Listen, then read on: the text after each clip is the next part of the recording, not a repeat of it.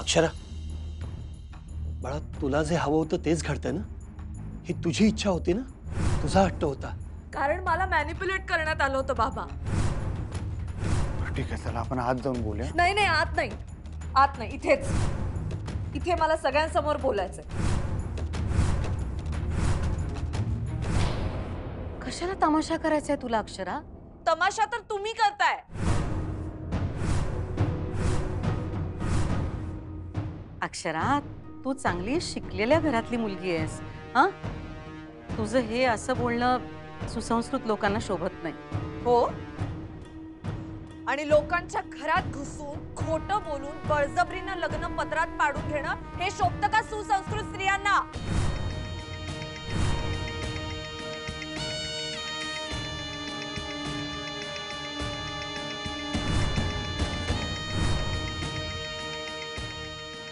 अक्षरा बाळा, अक्षरा, हे सगळं तुझ्या मनात आहे. आपण बोलूया नंतर. सुनबाई, ऐक की, तू तू माझ्या बरोबर चल. आजी थांबा, मला आत्ताच बोलणं गरजेचं आहे. अहो, काय गरज नाही आता मास्तरीनबाई. गरज आहे अधिपती. अगं असं काय करतेस अक्षरा? मी तुला म्हटलं ना आपण नंतर बोलूया म्हणून. आता विधी चालू आहेत लग्नाचे. हॉस्पिटलमध्ये होती ना ती, म्हणून थोडी चिडचिड होते तिची, पण काही काळजी करण्यासारखं नाहीये. अक्षरा, विधी झाल्यानंतर बोलूया आपण. आई, तुम्ही घेऊन जा तिला. वय वय, हा. आणि चंचला, तुला एकदा सांगितलेलं कळत नाही? माझं थोबाड बघत काय उभी राहिलीस? जा, घेऊन जा तिला. अरे वा चारुलता मॅडम, कुठून आली ही भाषा? भाषा? आता भाषेचं काय? थोबाड बघत बस कसं बोलतायत ह्या? कुठून आली ही भाषा? आता भाषा हा तुझा मुद्दा आहे का? मुद्दा भाषा नाहीये, बरोबरच आहे. मुद्दा लग्न आहे.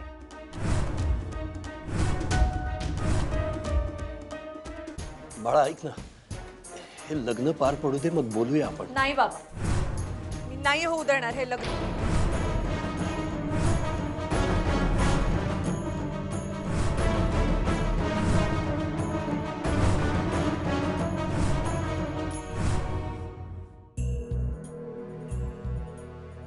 ओ साहेब, ओ साहेब, द्या ना फोन माझा.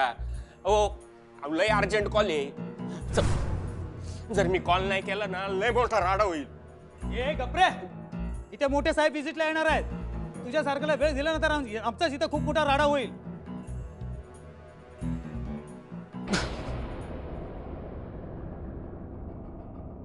अक्षरा बाळा, काय बोलतेस तू आणि का बोलतेस असं? अगं, डोक्यावर परिणाम झाल्यासारखी काय बोलतेस तू? बघा ना, स्वतः सगळं जुळवून आणलं आणि आता म्हणते लग्न नाही होणार. असं कसं?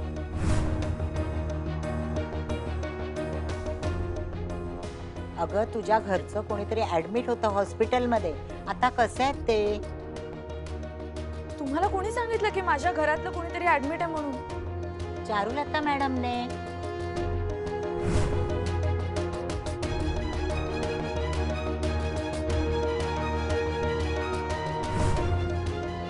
अहो बास करा हा खोटेपणा. अजून किती फसवणूक करणार आहात तुम्ही? बास आता.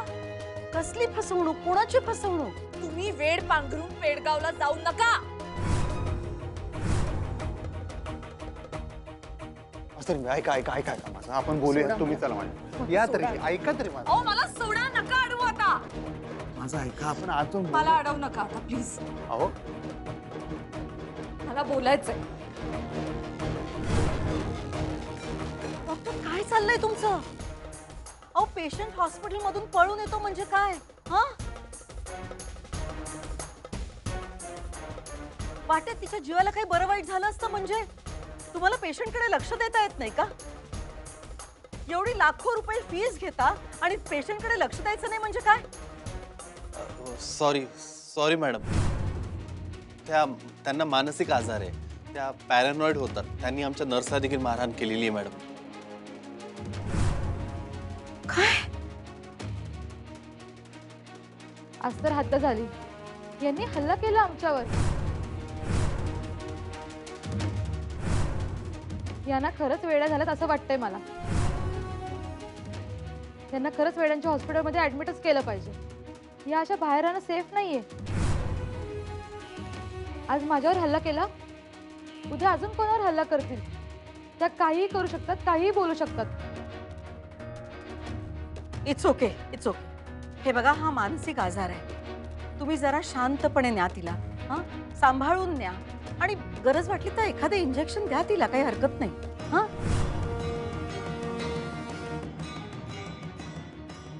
मला नको इंजेक्शन, नको.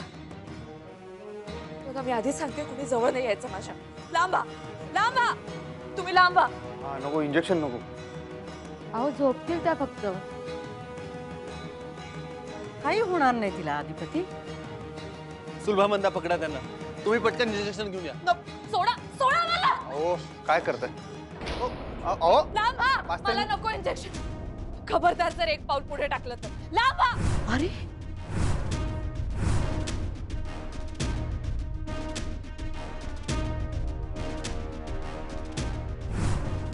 मला नको इंजेक्शन, मला काही झालेलं नाहीये.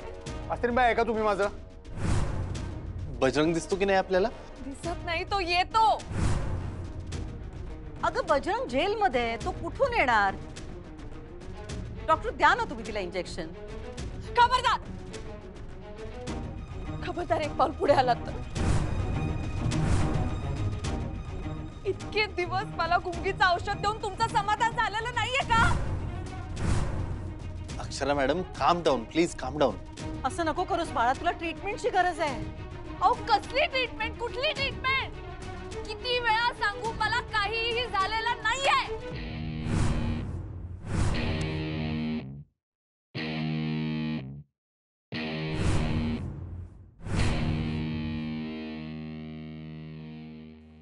सिक्युरिटी, सिक्युरिटी, धरा तिला. काहीही बरळतीये ती, वेडी झालीये ती. जरा डॉक्टरना मदत करा, तिला इंजेक्शन देऊ द्या. धरा तिला. अधिपती, अधिपती प्लीज त्यांना सांगा ना, मला काही नाही झालंय. तुम्हाला माहितीये ना मला वेळ नाही लागले, त्यांना सांगा ना प्लीज. काय काय बघा, मला बोलायचंय, मला सांगायचंय काहीतरी. मला सांगू द्या, नंतर तुम्हाला हवा तो निर्णय घ्या प्लीज. सांगा ना त्यांना अधिपती प्लीज. थांबा थांबा जरा, तुम्ही थांबा, जावा माग. घाबरू नका. अधिपती थांब. थांबा आई साहेब, जरा यासनी शांत होऊ दे.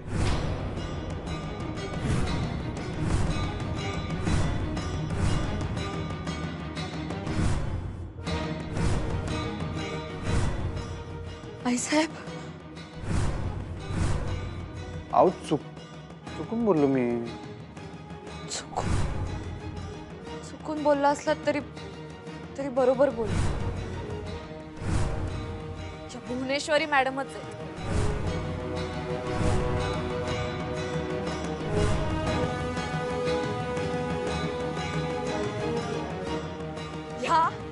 चारुलता नाही, चारुलता नाही. भुवनेश्वरी मॅडम आहे, भुवनेश्वरी मॅडम आहे, भुवनेश्वरी मॅडम आहे, भुवनेश्वरी मॅडम आहे, भुवनेश्वरी मॅडम आहे.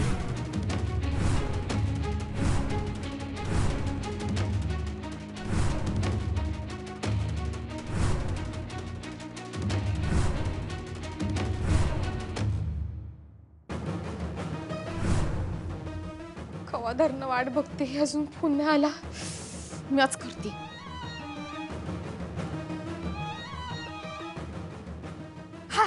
हॅलो हॅलो, गेले काय साहेब? हा वय क्या, मला लय जोरात अर्जंटमध्ये बोलायचंय बजरंग सोबत. देता काय? हो वय, म्या नातेवाईकच आहे त्याची. वय हो. हा हा थांबते की, द्या.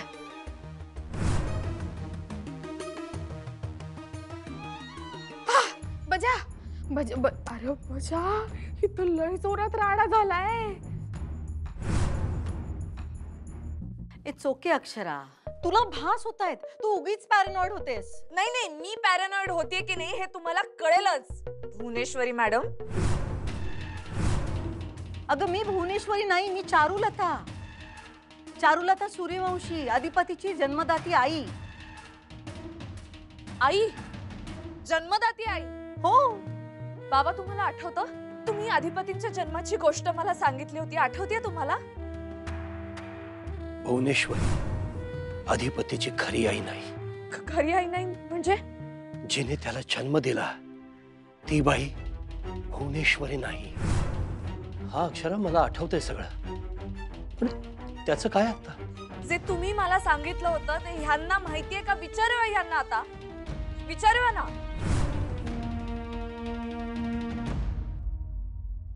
म्हणजे अधिपतींच्या जन्मदात्या आई आहात ना तुम्ही? काही शंका आहे का तुला? नाही, मला शंका नाहीच आहे, मला खात्री आहे. मग झालं तर.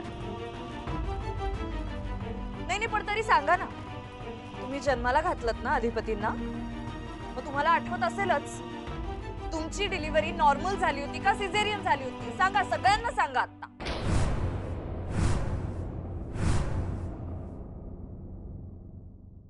सांगा ना, गप्प का आहात तुम्ही?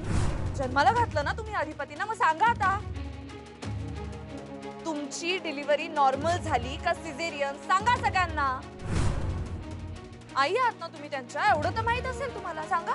ऐका माझं जरा, चला तुम्ही. अधिपती थांबा, तुम्हाला शपथ आहे माझी, एक पाऊल पुढे यायचं नाहीये तू. सांगा, डिलिव्हरी हा कुठल्याही बाईचा पुनर्जन्म असतो असं म्हणतात. कुठलीही स्त्री आपल्या बाळाचा जन्म कधीही विसरू शकत नाही. तुम्ही चारुलता मॅडम जर खरंच अधिपतींना जन्म दिला असेल तर सांगा त्यांचा जन्म कसा झाला. ऐकायचंय तुला? हो, ऐकायचंय मला, आता ह्या क्षणी ऐकायचंय. सांगा, कसा झाला जन्म अधिपतींचा? हे बघ अक्षरा, तुझ्या सगळ्या प्रश्नांची उत्तरं मी तुला देईन, पण प्रत्येक गोष्टीची एक वेळ असते आणि तुझ्या प्रश्नांची उत्तरं देण्याची ही वेळ आहे असं मला वाटत नाही. का हो, काय झालं? घाबरलात का तुम्ही? घाबरेन कशाला आणि कुणाला? तुमचं पितळ उघडं पडेल म्हणून घाबरलात तुम्ही, मान्य करा. अक्षरा, तुला काय जे समजायचंय ते समज, पण प्लीज प्लीज आता हे थांबव. नाही थांबणार आहे, हे नाही थांबणार. तुमचं सत्य सगळ्यांसमोर आणल्याशिवाय मी हे नाही थांबवणार.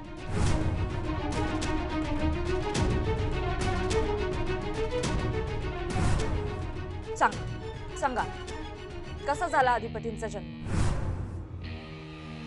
ऐकायचंय तुला? ऐक मग. नॉर्मल नव्हता याचा जन्म, सोपं नव्हतं काही, खूप कॉम्प्लिकेशन्स होते. मी वाचेन की नाही याची शाश्वतही नव्हती. ऑपरेशन थिएटरला नेताना मी ह्यांना सांगितलं होतं, मी किंवा बाळ अशी वेळ आली तर बाळाला वाचवा. 36 तास लेबरमध्ये होते मी. खूप त्रास झाला, खूप वेदना झाल्या, पण त्यानंतर मी माझ्या अधिपतीचा चेहरा पाहिला आणि तो सगळा त्रास, त्या सगळ्या वेदना मी विसरून गेले.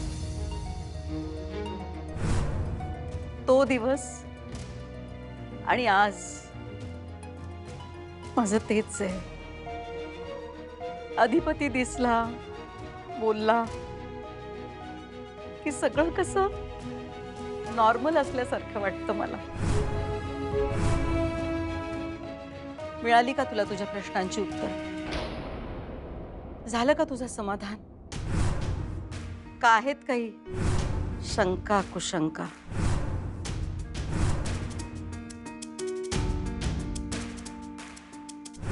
अक्षरा, अक्षरा, मला ना तुझा राग येत नाही बाळा, मला तुझी दया येतेय, खरंच खूप दया येते.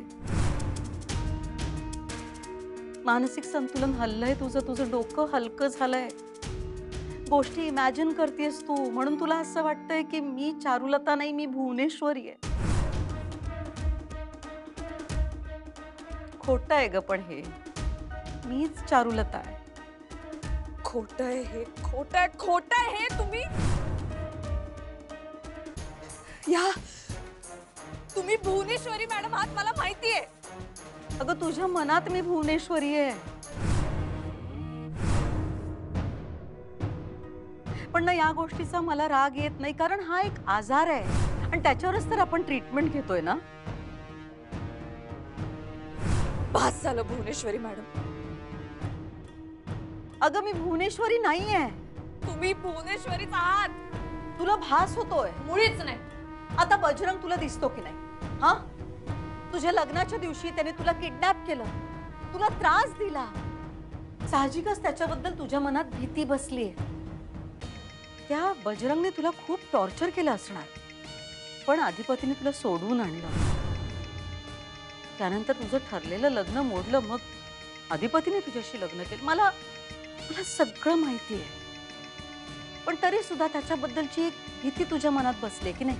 हा, तू बजरंगचा एवढा धसका घेतलास की जळी स्थळी काष्टी पाषाणी तुला सगळीकडे तोच दिसतो. आणि अक्षरा, तुझ्या या भीतीवरच मात करण्यासाठी आपण डॉक्टरांची मदत घेतोय की नाही? कसं असतं ना अक्षरा, एखाद्या गोष्टीचा तुम्हाला ट्रॉमा होतो आणि मग कोणत्याही कारणाने तो ट्रिगर होऊ शकतो. म्हणजे तुझ्या मनात एक चाललंय तेच सतत तुला दिसतंय. तुझ्या मनातली रियालिटी आणि रियालिटी यात फरक आहे. हे वेगळं आहे, पण तुला ते दिसत नाही. तुला असं वाटतंय की मीच भुवनेश्वरी आहे. अक्षरा, तुला कितीही वाटलं ना की मी चारुलता नाही, भुवनेश्वरी आहे, तरी सुद्धा ते सत्य नाही. सत्य हेच आहे की मी चारुलता आहे. सत्य हेच आहे की मी चारुलता आहे. चारू हा सूर्यवंशींची पत्नी, या घरची सून, अधिपतीची जन्मदाती आई. अक्षरा, तुझ्या मनाचा विकार बरा झाला ना की कळेल तुला मी काय म्हणते ते. आता तुला नाही कळायचं, कारण आता तुझं मन अशक्त आहे, दुबळ आहे.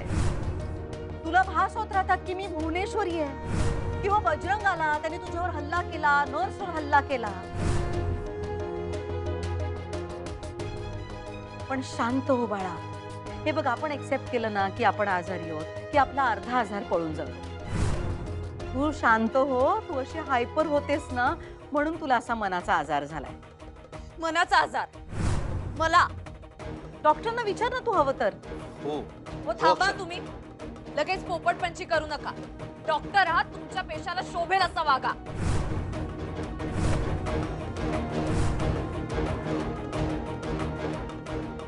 अक्षर, काय बोलतेस तू? शोभतं का तुला हे? नाही, एक मिनिट. तुम्ही आता अधिपतींच्या जन्माची जी गोष्ट सांगितली तेव्हा एक सेकंद मी पण चक्रावली. मला पण असं वाटलं, ह्यांना कसं माहित, ह्यांनी कसं सगळं बरोबर सांगितलं.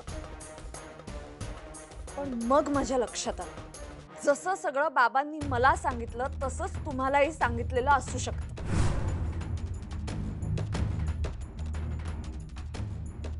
नाही, आता तुम्ही नाही बोलायचं. आता फक्त बघायचं.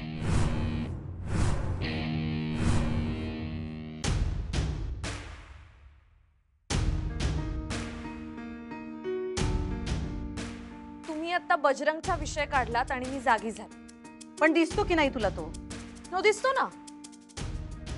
मनात. काय? तुझ्या मनात दिसतो, तो प्रत्यक्षात नसतो, नाही का डॉक्टर? हो बरोबर आहे, त्यांना भास होतो. हो, माझ्यावर हल्ला केला म्हणे. असं काहीच झालं नव्हतं. यांना भास होतात. मनच्या कहाण्या सांगतात ह्या. असेल, खरं असेल. मनचंच सांगते, बरोबर. आणि खोटं पण बोलतात. एक खोटं झाकण्यासाठी दुसरं खोटं बोलतात. खरंय तुमचं. मी खोटं बोलत असेल, पण आत्ता ह्या स्क्रीनवर जे दिसणार आहे ना तुम्हाला, ते खोटं नसेल.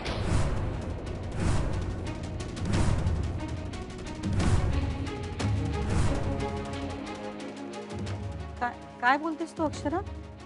मला भास होतो ना, मी धसका घेतलाय. बजरंग आलेलाच नसतो, पण मला असं वाटतं बजरंग आलाय, माझ्याशी बोलतोय. मी वेडी आहे. म्हणजे मी वेडी आहे ना, तुमच्या मते मी वेडी आहे, सगळ्यांच्या मते मी वेडी आहे. म्हणून तर हे सगळे लोक माझ्यावर उपचार करतायत, बरोबर ना? आणि तसंही जी गोष्ट नसतेच, जी फक्त मनात असते, त्याला खरं म्हणणारा माणूस खोटाच असतो, वेडाच असतो, बरोबर? आता बघा, माझ्या मनात जे चाललंय ते कॅमेऱ्यात कसं काहीच झालं बघा.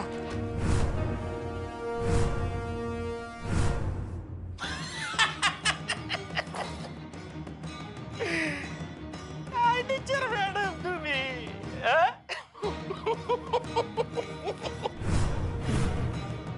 तू आता तरी मान्य कर ना प्लीज की हे सगळं तू मुद्दाम करतोस. मी मान्य करते की शिक्षणाचा काहीच उपयोग होत नाही. तुझं डोकं माझ्यापेक्षा जास्त चालतं, मला कळलंय आता.